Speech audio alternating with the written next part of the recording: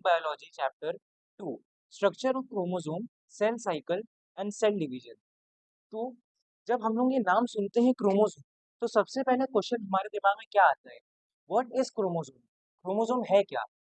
तो क्रोमोसोम होता है chromosome chromosome are highly coiled are highly coiled ribbon like structures which are which are formed due to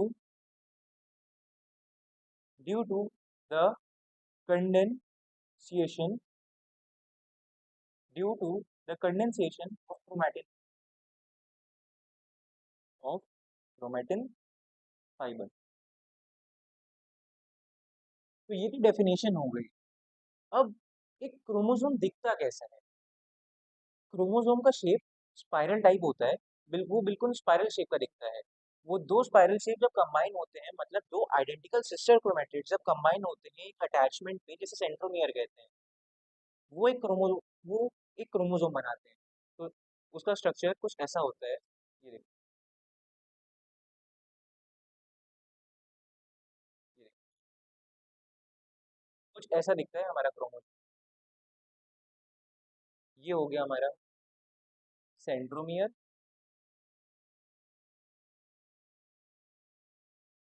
ये हैं two identical sister chromatids chromatids. तो ये तो हम लोगों ने देख लिया कि क्रोमोसोम होता क्या है और क्रोमोसोम दिखता कैसे। तो एक क्रोमोसोम फॉर्म कैसे होता है, इसका भी एक छोटा सा डायग्राम वाले एग्जांपल समझ सकते हैं इसको भी। तो देखिए, क्रोमोसोम कुछ ऐसे फॉर्म होता है, जैसे ये मान लीजिए एक न्यूक्लियस है। एक न्यूक्लियस है ये।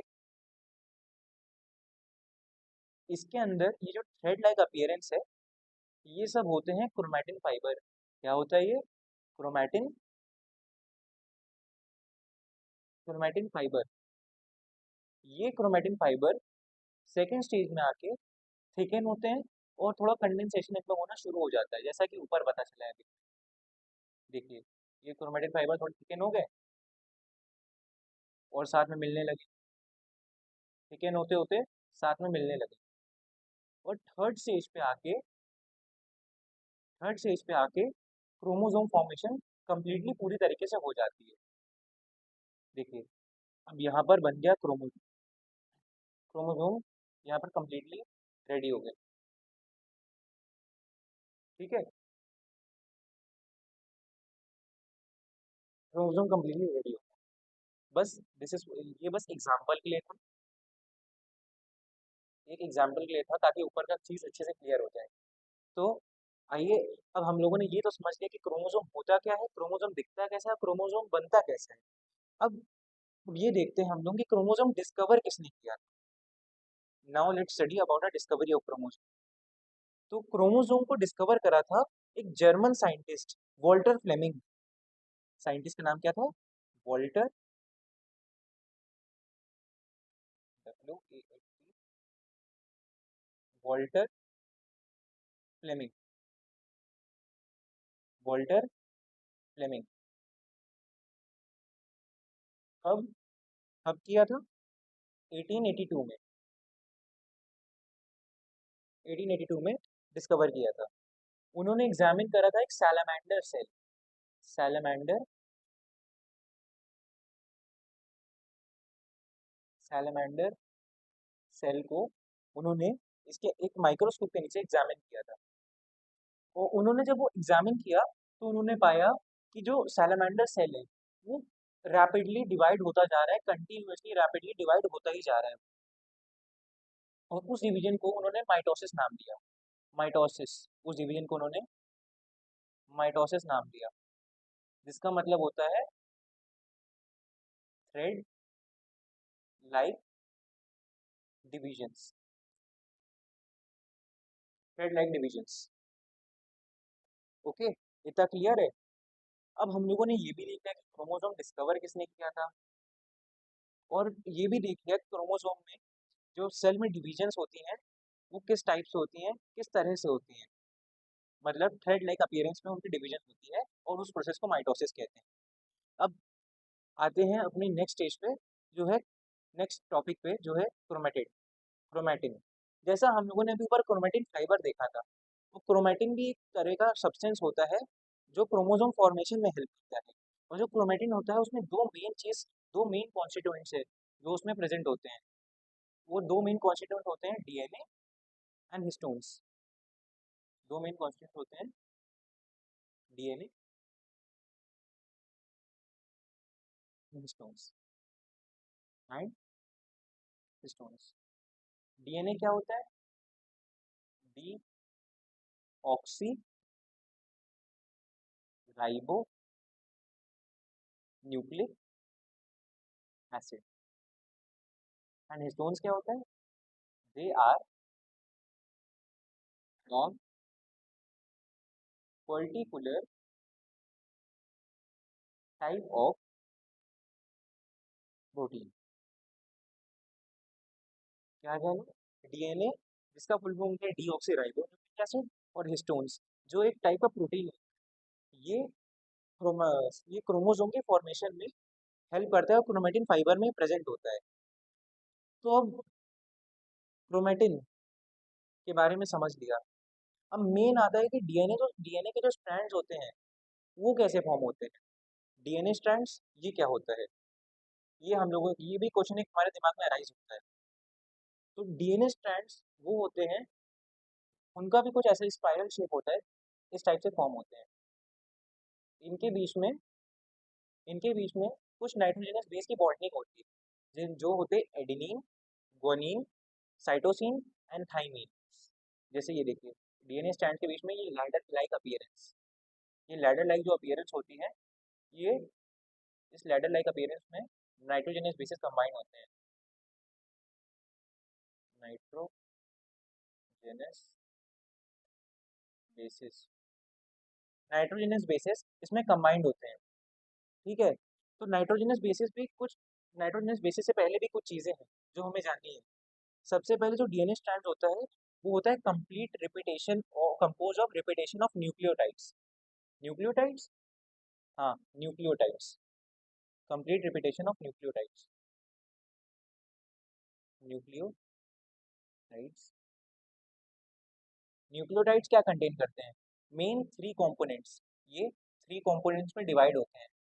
सबसे पहला न्यूक्लियोटाइड में फॉस्फेट, फॉस्फेट। सेकेंडली उसमें होता है शुगर, जिसे कहते हैं जो पेंटोस, मतलब पेंटागनल शेप में होता है। और उसके बाद अपने पास आता है नाइट्रोजेनस,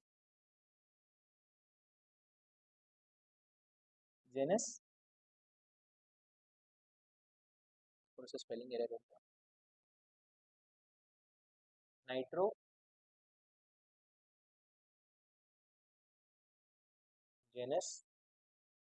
बेस। तो अब ये तो हमें पता चला कि न्यूक्लियोटाइड्स तीन चीजों से मिलके बनते हैं। अब जो नाइट्रोजनस बेस होते हैं वो फर्दर आगे पार्ट पोर्शन में डिवाइड होते हैं। मेन जो दो नाइट्रोजनस बेस होते हैं वो होते हैं प्यूरिन, होते हैं प्यूरिन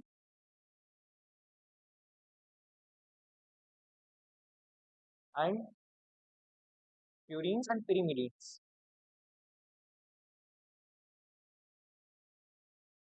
प्यूरिन एंड pyrimidines। अब प्यूरिन जो कंटेन करता है वो कंटेन करता है adenine and guanine. Adenine and guanine ये कंटेन करता है। सिंबल ए, इसका सिंबल जी। अब pyrimidine कंटेन करता है थाइमिन,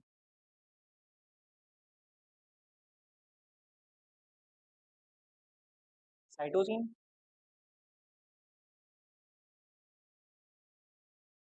एंड यूरेसिल।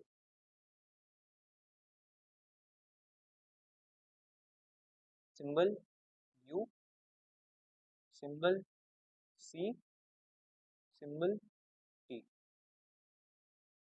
ये हम लोगों ने नाइट्रोजनस बेसिस के बारे में समझ लिया।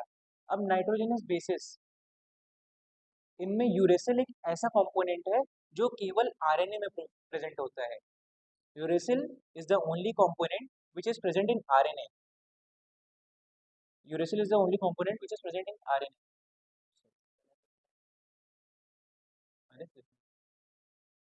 तो स्टूडेंट्स, यूरेसिल में बता रहा था कि यूरेसिल एक ऐसा कंपाउंड है जो केवल आरएनए में प्रेजेंट होता है। ठीक है, मैं पहले कंपोनेंट्स लिखूँ यहाँ पे।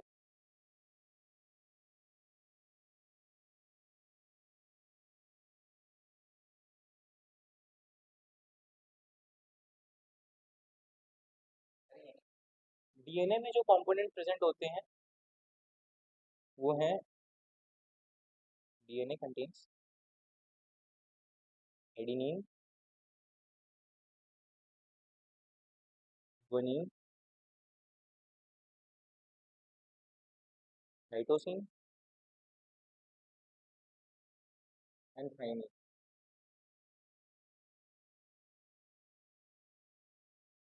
फिर RNA, RNA contain adenine, guanine, cytosine and uracil. इसमें थाइमिन नहीं प्रेजेंट होता। अब हम लोगों ने ये तो देख लिया कि डीएनए आरएनए कौन से नाइट्रोजनस बेस कंटेन करते हैं, बट अब ये देखने की बारी आई कि ये जो नाइट्रोजनस बेसेस है ये बॉन्ड कैसे बनाते हैं। तो देखो, एडेनिन और थाइमिन डबल बॉन्ड क्रिएट करते हैं, डबल बॉन्ड बनाते हैं ये। And guanine and cytosine triple bond create करते हैं, ट्रिपल बॉन्ड। इसमें बस इतना ही जानने का है। इसके अलावा अब हिस्टोन्स की बारी आई। हिस्टोन्स क्या होते हैं? हिस्टोन्स पैकेज, जब डीएनए कॉइल करके पैकेजिंग, जब डीएनए की कॉइलिंग के बाद पैकेजिंग होती है तो उस टाइम जो स्ट्रक्चर क्रिएट होता है उसको न्यूक्लियोसोम कहते हैं, जो हिस्टोन प्रोटीन से मिलके बना होता है। अब जब हिस्टोन प्रोटीन्स, जब एक साथ 8 हिस्टोन प्रोटीन जब कंबाइन होते हैं तो उसको कहते हैं हिस्टोन ऑक्टामर। कहने का मतलब है कि जैसे ये डीएनए है, कहने का मतलब है जैसे ये डीएनए है, ये डीएनए स्ट्रैंड है, इससे कंबाइन होके 1, 2, 3, 4, 5, 6, 7, 8, ये 8 ये 8 सर्कुलर स्ट्रक्चर जो हिस्टोन प्रोटीन कंटेन करते हैं, जब ये साथ में कंबाइन होते हैं तो ये बनाते हैं हिस्टोन ऑक्टामर। हिस्टोन ऑक्टामर, इसमें बस इतना ही जानने का है और कुछ नहीं। अब इसके बाद हम लोग आते हैं स्ट्रक्चर ऑफ क्रोमोसोम पे। क्रोमोसोम का स्ट्रक्चर कोई ज़्यादा टिपिकल नहीं है न, बस एक सिंपल सा स्ट्रक्चर है। जैसे ये हमारा क्रोमोसोम है, जैसा हम लोगों ने स्टार्टिंग में सुना था, अभी देखा था, ये हमारा क्रोमोसोम है।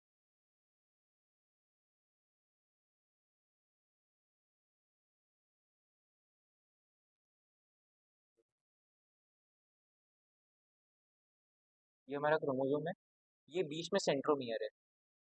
अब इसमें बस इतना सा हम लोगों को याद रखना है कि सेंट्रोमियर का फंक्शन क्या होता है, बस इसमें सेंट्रोमियर का फंक्शन याद रखना है। तो सेंट्रोमियर है वो जॉइन करता है, सेंट्रोमियर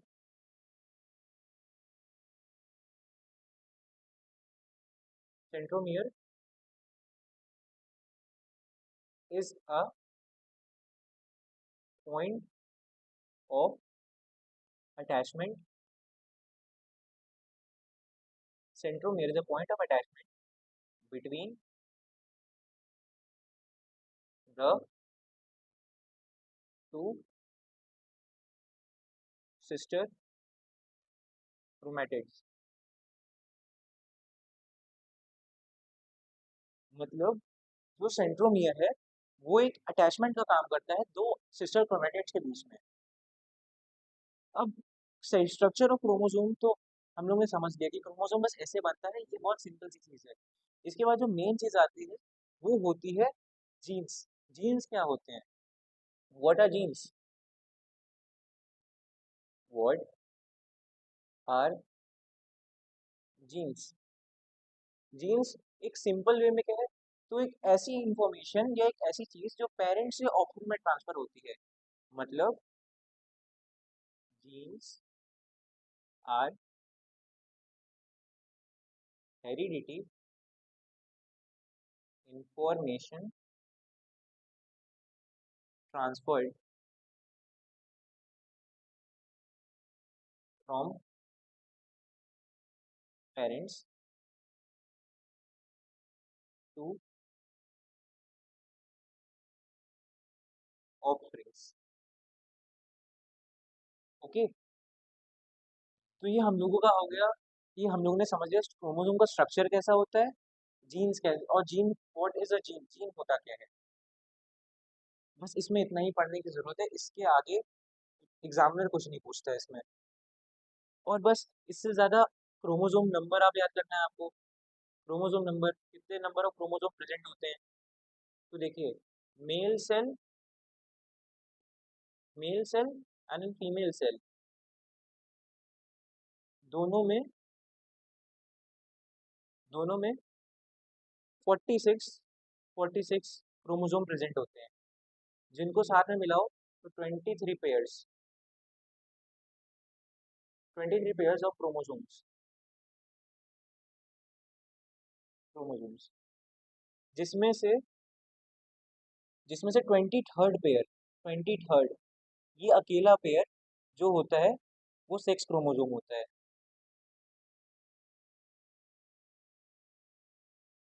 सेक्स क्रोमोसोम होता है, मतलब it contains both male gamete and female gamete, मतलब sperm and egg. Okay, clear है। अब इसके बाद जो मेन जानने वाली चीज आती है वो है सेल साइकिल। सेल साइकिल इस पूरे चैप्टर का बहुत इंपॉर्टेंट क्वेश्चन है, इसलिए इसको बहुत ध्यान से समझना। सबसे पहले सेल साइकिल एक इजी वे में जान लीजिए कि सेल साइकिल होती है एक cyclic representation of all the activities. Cell cycle में सब मेन दो फेजेस होते हैं, karyokinesis and cytokinesis, karyokinesis and cytokinesis. और उनसे भी पहले एक फेज होता है जिसे कहते हैं इंटरफेस। इंटरफेस, इंटरफेस, इंटरफेस जो होता है वो होता है प्रेपरेटरी या रेस्टिंग फेज। इसमें बस अब इतना समझ लीजिए कि इस टाइम पे जो क्रोमोसोम होता है वो बस एक्टिव हो रहा होता है, या वो एक रेस्टिंग स्टेज में होता है कि उसको उसके बाद ये फंक्शन परफॉर्म करने हैं। तो जो इंटरफेस होता है ये फर्दर जो डिवाइड होता है तीन पार्ट में, तीन पार्ट में। जो इंटरफेस है वो 1, 2 एंड 3, थ्री पार्ट्स में डिवाइड। सबसे पहले G1 phase, then S phase and G2 phase. G1 growth 1 phase, S synthesis phase and G2 growth 2 phase. तो इसमें G1 फेज में क्या होता है, आरएनए एंड प्रोटीन सिंथेसाइज होते हैं और साइटोप्लाज्म की वॉल्यूम इंक्रीज होती है। जीवन में क्या होता है, आरएनए एंड प्रोटीन्स सिंथेसाइज करते हैं, सिंथेसाइज होते हैं। और क्या होता है, and length of, length of cytoplasm, cytoplasm increases, length of cytoplasm increases. इसके बाद बारी आती है एस फेज की। एस फेज में बस डुप्लीकेशन होता है, नॉर्मल डुप्लीकेशन होता है किसका, डीएनए सिंथेसाइज करके। जब डीएनए सिंथेसिस हो जाता है तो क्रोमोसोम का डुप्लीकेशन होता है। इसमें क्या होता है, DNA synthesize and the chromosome is duplicated, DNA is synthesized and chromosome is duplicated. Clear है? तो आगे बढ़ते हैं। और G2 फेज, इसमें क्या होता है? ये सबसे शॉर्टेस्ट फेज कहा जाता है पूरी सेल साइकिल का, क्योंकि इसमें जो आरएनए और प्रोटीन होता है और वो सेल डिवीजन के टाइम वो भी पूरी तरीके से सिंथेसाइज हो जाता है। मतलब बस इसको इतना याद रखना, shortest phase of cell cycle. तो हम लोगों ने इंटरफेस के बारे में भी समझ लिया, इंटरफेस के जो 3 फेजेस और होते हैं उनके बारे में भी समझ लिया। अब सबसे ज़रूरी आता है सेल साइकिल का डायग्राम। सेल साइकिल कैसे रिप्रेजेंट कर सकते हैं, क्योंकि एग्जामिनर पूछ लेता है कभी कभार। देखो, तो सेल साइकिल के सबसे पहले, इंटरफेस से भी पहले 2 फेजेस और आते हैं, कैरियोकाइनेसिस और साइटोकाइनेसिस। उसको आप इसके अंदर ही कंसीडर कर सकते हैं। एक मिनट, स्लाइड चेंज कर ले पहले, कलर चेंज। देखो,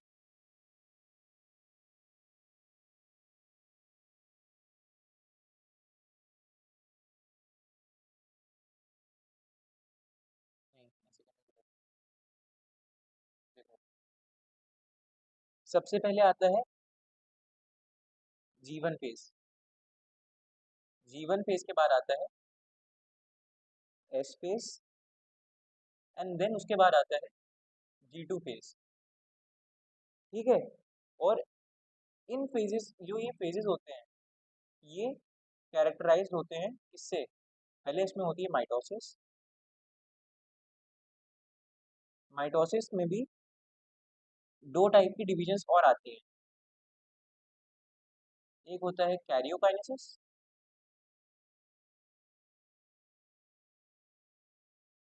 कैरियोकाइनेसिस,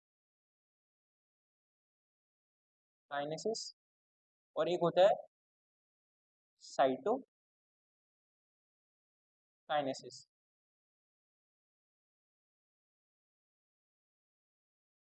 साइटोकाइनेसिस, ओके। तो कैरियोकाइनेसिस में न्यूक्लियस की डिवीजन होती है, साइटोकाइनेसिस में साइटोप्लाज्म की डिवीजन होती है। और यही जो प्रोसेस है, ये प्रोसेस एक साइक्लिक फॉर्म में चलती जाती है। और इसके बीच में जो माइटोसिस माइटोसिस होता है, माइटोसिस के बीच में भी कुछ पोर्शंस होते हैं जिसे कहा जाता है पीमैट। पीमैट, पीमैट मतलब prophase, metaphase, anaphase and telophase.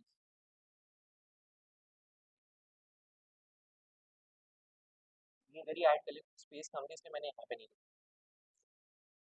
ठीक है? तो ये सिंपली हो गया सेल साइकिल का। ये होता है सेल साइकिल। अब सेल साइकिल के बाद आता है cell division. Cell division, cell division में, सेल डिवीजन कितने टाइप्स की होती है? There are 2 types of cell division. What are the 2 types of cell division? Number 1, mitosis. Number 2, meiosis. Mitosis and meiosis,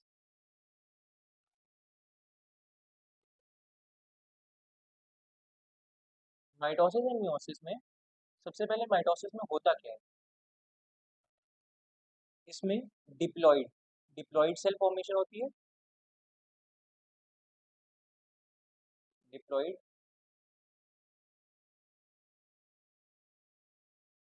cell formation takes place, and इसमें haploid haploid cell formation takes place. Okay. तो main जो mitosis में जो 2 phases आते हैं, वो आते हैं कैरियोकाइनेसिस, साइटोकाइनेसिस, जो हम लोगों ने अभी पिछले वाले स्लाइड पे चेक करा। कैरियोकाइनेसिस और साइटोकाइनेसिस क्या कंटेन करते हैं? पीमैट। ठीक है? तो अब समझना इजी हुआ। कैरियोकाइनेसिस, जो कि न्यूक्लियर डिवीजन पहले सबसे, देखो कैरियोकाइनेसिस सबसे पहले होता है माइटोसिस, कैरियोकाइनेसिस सबसे पहले होता है।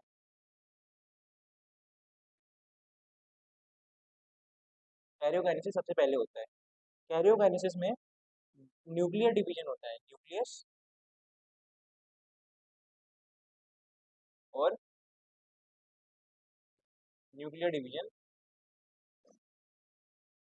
Takes place. न्यूक्लियस और nuclear division takes place, it contains man. तो सबसे पहले आता है प्रोफेज, सबसे पहले आता है P, P equal prophase. Prophase में क्या होता है, अब ये चीज बहुत ध्यान से समझना, क्योंकि इस पोर्शन से भी एग्जामिनर बहुत सारे क्वेश्चंस देता है। ठीक, सबसे पहले क्या होता है, centromere starts moving apart and reaches to the opposite poles. जो सेंट्रोमियर होता है, जो सेंट्रोमियर होता है, वो मूवमेंट, उसमें मूवमेंट होना स्टार्ट हो जाती है और वो धीरे धीरे ऑपोजिट पोल्स की तरफ रीच कर लेता है। जो क्रोमोसोम होते हैं वो डिस्टिंक्ट हो जाते हैं, मतलब एक दूसरे से थोड़ा थोड़ा दूर दूर जाने लगते हैं। अब जो स्पिंडल फाइबर्स होते हैं वो आगे बढ़ते बढ़ते स्पिंडल फाइबर्स, मतलब जो थ्रेड लाइक अपीयरेंस होती है जिससे क्रोमोसोम कनेक्टेड होते हैं, वो अपीयर होना स्टार्ट हो जाता है। ओके, इतना ध्यान रखना बस। इसमें क्या होता है, इसमें सबसे पहले chromosome became distinct, chromosome became distinct and starts moving towards opposite poles.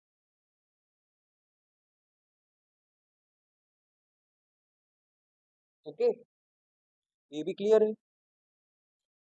अब नेक्स्ट आता है एम, सेकंड आता है एम, मेटाफेज। मेटाफेज, इसमें क्या होता है, क्रोमोसोमिक स्पेसिफिक लाइन एक लीनियर पोर्शन में एक स्ट्रेट लाइन चेन में लाइन अप हो जाते हैं और डिफरेंट इक्वेटोरियल प्लेन्स, मतलब एक बीच एक इक्वेटर फॉर्म में, मतलब एक स्ट्रेट लाइन फॉर्म में वर्टिकली एडजस्ट हो जाते हैं।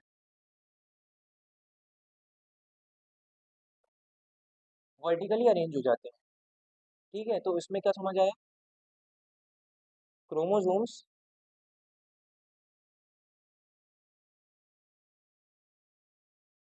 Chromosomes line up and attach to the spindle fibre in a equatorial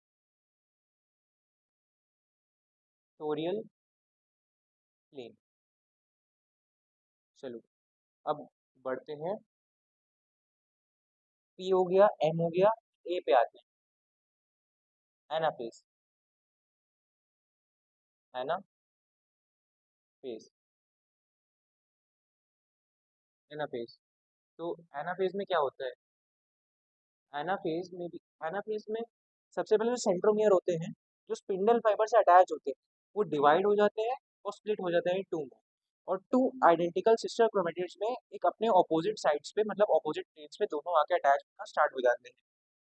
तो इसमें बस इतनी सी इंफॉर्मेशन है, इसमें chromosome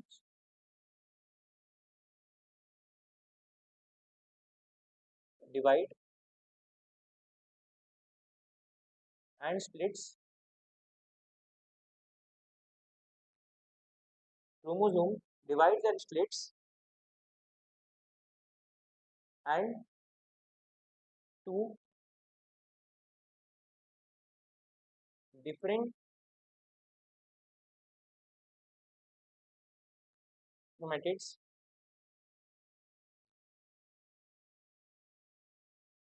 are formed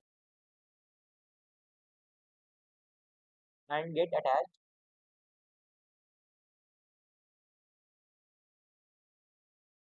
to their opposite poles. Okay, clear है। अब ये तो एनाफेज समझ लिया। अब फोर्थ बारी आती है टीलोफेज की। टीलोफेज सबसे शॉर्टेस्ट फेज होता है ये। टीलोफेज सबसे शॉर्टेस्ट फेज कह लो। सॉरी, टीलोफेज शॉर्टेस्ट नहीं होता, एनाफेज होता है शॉर्टेस्ट फेज। टीलोफेज उससे थोड़ा सा बड़ा होता है। या तो इतना ये ध्यान रखने की जरूरत नहीं है, बट ये बस ये याद रखना कि टीलोफेज में होता क्या है, एनाफेज, मेटाफेज एंड प्रोफेज में होता क्या है। और एक चीज और याद रखना, इन सबकी जो स्पेसिफिक इंफॉर्मेशन है उसको याद रख लेना की पॉइंट्स के साथ। क्योंकि एग्जामिनर कुछ क्वेश्चन दे सकता है कि इस पेज से पहले क्या कौन सा पेज आता है, या इस पेज में अगर ये स्पेसिफिक कैरेक्टरिस्टिक होती है तो इस पेज का नाम क्या है। ये चीज सही से याद रख लेना। तो टीलोफेज में क्या होता है, क्रोमोसोम जो होता है और जो सिस्टर क्रोमेटिड्स होते हैं वो डिवाइड हो जाते हैं, और एक न्यूक्लियस और नॉर्मल सा डिवाइड हो जाकर न्यूक्लियस फॉर्म करने लगते हैं। न्यूक्लियस फॉर्मेशन शुरू हो जाती है, और एक टाइम आता है कि वो पूरी तरीके से दो पोर्शन में डिवाइड हो जाते हैं। इसमें two sets of daughter chromatids reach to the opposite pole, and जो स्पिंडल फाइबर होते हैं वो डिसअपियर हो जाते हैं इसमें, और जो न्यूक्लियर मेमोरी होता है वो भी फॉर्म हो जाता है इसमें। मतलब to sets of daughter chromatids reach opposite poles and spindle fiber disappears,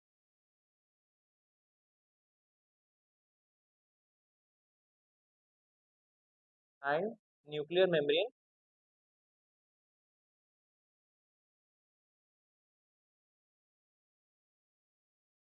is formed। Okay, clear है। तो ये हम लोगों की पूरी पी मैट साइकिल कंप्लीट हो गई। अब पी मैट के बाद बारी आती है, एक और फेज आता है साइटोकाइनेसिस, जो हम लोगों ने अभी सेल साइकिल के डायग्राम में समझा था। साइटोकाइनेसिस, साइटोकाइनेसिस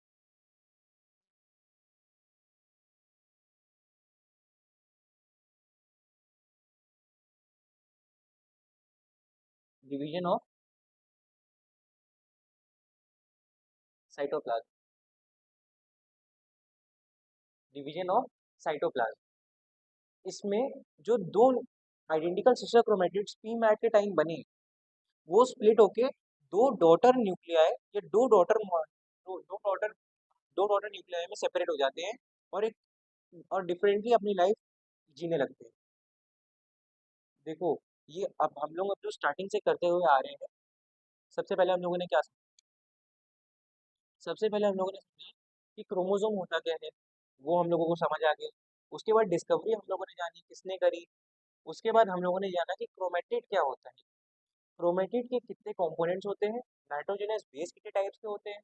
फिर क्रोमोसोम का स्ट्रक्चर आया, कितने टाइप्स के क्रोमोसोम प्रेजेंट होते हैं, कितने पेयर में प्रेजेंट होते हैं। उसके बाद सेल साइकिल पे हम लोग आए, सेल साइकिल में कितने फेजेस होते हैं। उसके बाद हम लोगों ने सेल डिवीजन करा, सेल डिवीजन दो टाइप्स के होते हैं वो भी हमें पता है। और कैरियोकाइनेसिस कि में जो पीमैट होती है, पीमैट का हम लोगों ने जाना। और पीमैट के बाद हम लोग साइटोकाइनेसिस पे आ गए। तो ये पूरी सेल साइकिल का पूरा पूरा फेज अब पूरी तरीके से समाप्त हो चुका है। अब मेन हम लोग आते हैं मियोसिस पे। मेन हम लोग अब आते हैं mitosis and meiosis.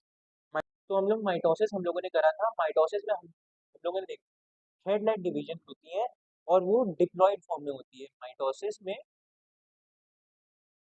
Diploid form में डिप्लॉइड फॉर्म में डिविजन्स होती हैं, जिसमें 2n नंबर ऑफ क्रोमोसोम्स होते हैं। और मियोसिस में जैसा कि हम लोग ने देखा कि केवल सेक्स क्रोमोसोम आते हैं इसमें,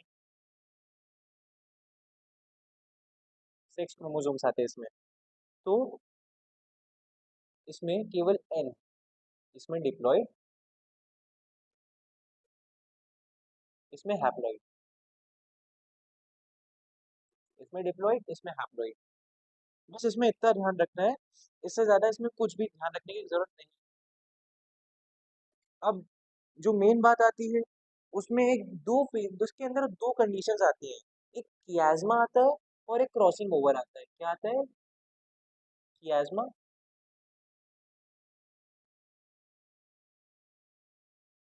कियाज्मा and crossing over, and crossing over. देखो कियाज्मा क्या होता है? पॉइंट ऑफ अटैचमेंट होता है जो क्रॉसिंग ओवर में हेल्प करता है। बस इसमें इतना याद रखना, point of attachment, point of attachment between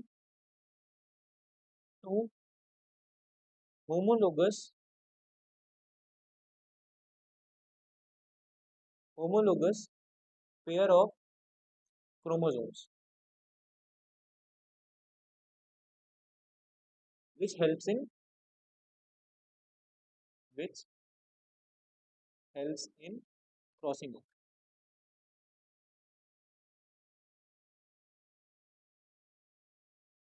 crossing over क्या होता है?